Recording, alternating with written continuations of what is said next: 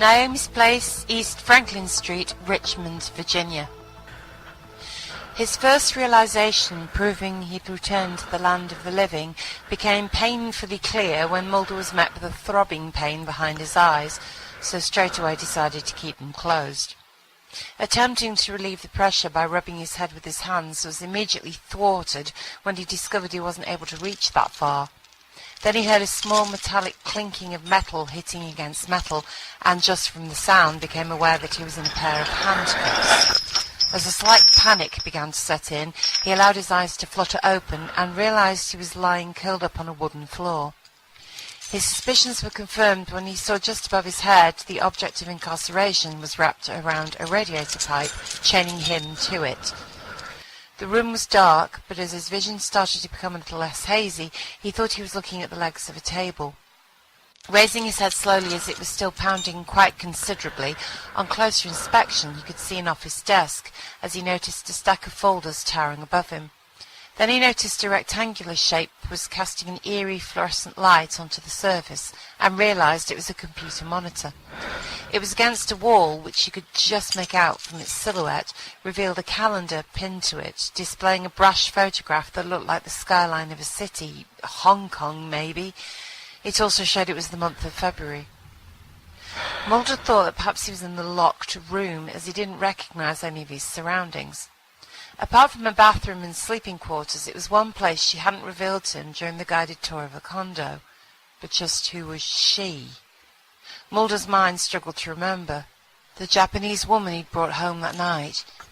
Forcing his body to turn around wasn't an easy task, considering the unnerving, not to mention highly uncomfortable, predicament he'd discovered himself in.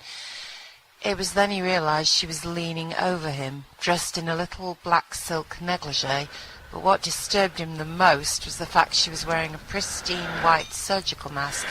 Then he noticed a syringe in her left hand, and his fear increased a notch. "What the hell do you want?" he asked, hearing the nervous tension in his voice as he spat out the words. "Shh," she soothed gently. "This will help you to relax." The tenderness in her tone was really starting to creep him out, but before he could make any attempt to reason with her, he felt the sting of the needle in his arm, and realized to his horror she'd injected him. "What the fucking hell was in that?" he demanded, his breathing becoming laboured.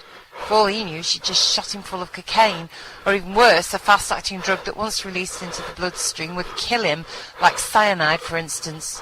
"Don't worry," she said softly, stroking his hair with her fingertips. "It will help calm you down." Mulder tried in vain to pull away from her touch. Aside from the handcuffs holding him in place, he was starting to become extremely dizzy, and his head felt very heavy. You bitch," he thought he heard himself utter, although his voice now seemed so distant. It was as if it were no longer a part of him any more. Suddenly, Naomi ripped off the mask, revealing a hideously mutilated mouth. "Like the Joker in Batman," he mumbled, confusion now getting the better of him. By now Mulder was so far gone he couldn't really register anything tangible at all. In this delirious state, her grotesquely wide blood-red lips gave him the impression of a throat that had been severed, and even then he couldn't fully comprehend what he was seeing, which made him completely unaware as to whether or not what he was witnessing was real or imagined. The woman behind the mask, the spirit of Kuchisaki, had revealed herself to him in all her glory, and she was pleased he hadn't resorted to screaming in terror. Even without the disguise, he still couldn't observe the truth and see her for who she really was.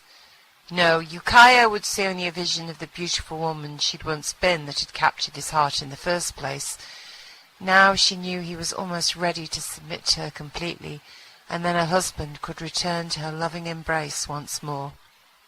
In the blink of an eye, her image seemed to alter again, and Mulder was almost sure he'd been smiling as Naomi's delicate features swam into view.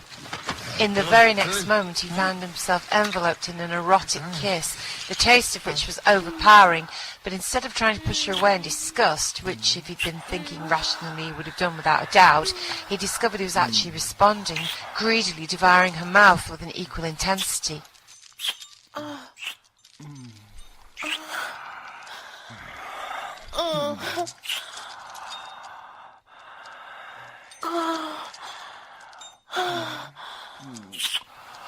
Breaking the kiss, her haunting eyes stared deeply into his own, holding him hostage like a reflection in a mirror. "Ah, Yukayo," she said breathlessly. "There you are. At last we can be together again, my beloved." Reaching over his prone form, her own body shivered with anticipation as she unlocked the cuffs and helped him to his feet. He stumbled, so wrapping an arm around his waist, she let him lean on a small frame for support, which very nearly undid her. As she led him out of the study den and into the bedroom next door, Mulder felt he was allowing something else to control his movements, pulling on his strings while he obeyed like Geppetto's faithful marionette. Pushing him down onto the double bed whilst locking her lips with his once more, he felt her soft body fall against him. Then his arms were encircling her, stroking the delicate fabric of her negligee as Mulder continued to obey the puppet master. Completely transfixed, he watched Naomi lift herself off him and undress right before his eyes. Feeling a stirring deep within his loins, he gasped aloud upon witnessing her naked form. "Otsukoshi," He breathed. "Kuchisaki, my beautiful little lotus blossom."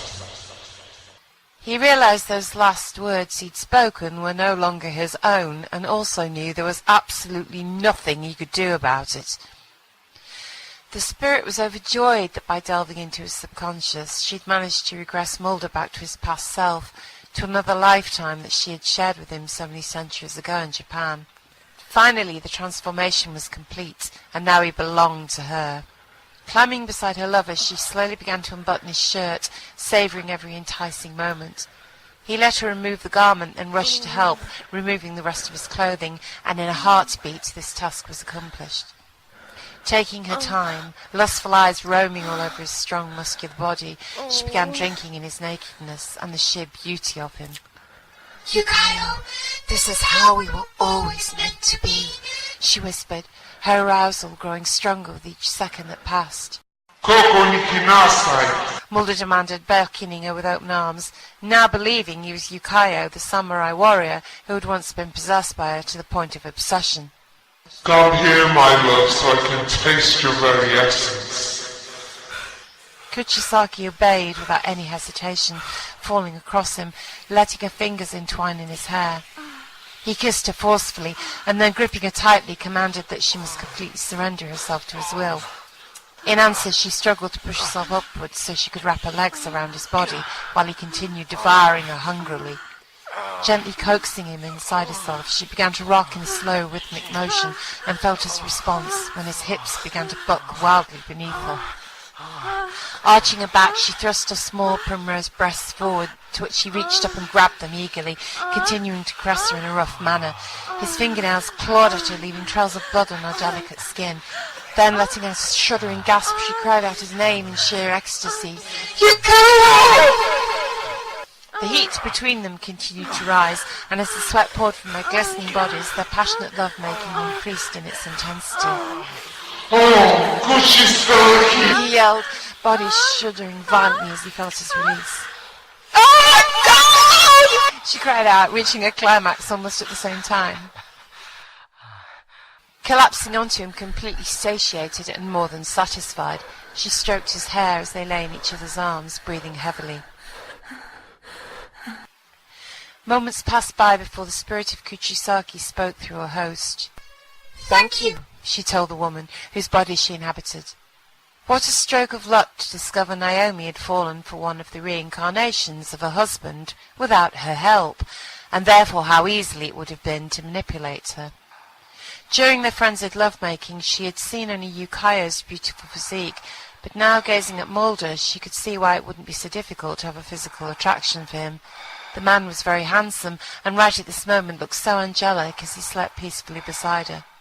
However, nothing was going to stop her from continuing what she'd been doing countless times since her death. "Once I gave my heart to you completely, Yukayo," she told him quietly. "Are we destined to have a timeless bond that can never be broken?" she asked, her voice now a faint whisper. Resting her cheek against Mulder's chest so she could feel the gentle rhythmic rise and fall of his breathing, she closed her eyes, allowing a solitary tear to fall. "Soon, my love," she said softly, listening to the gentle beating of his heart. It won't be long now. But first she would let him rest before pursuing her next course of action, getting revenge on Yukayo for her sadistic and brutal murder.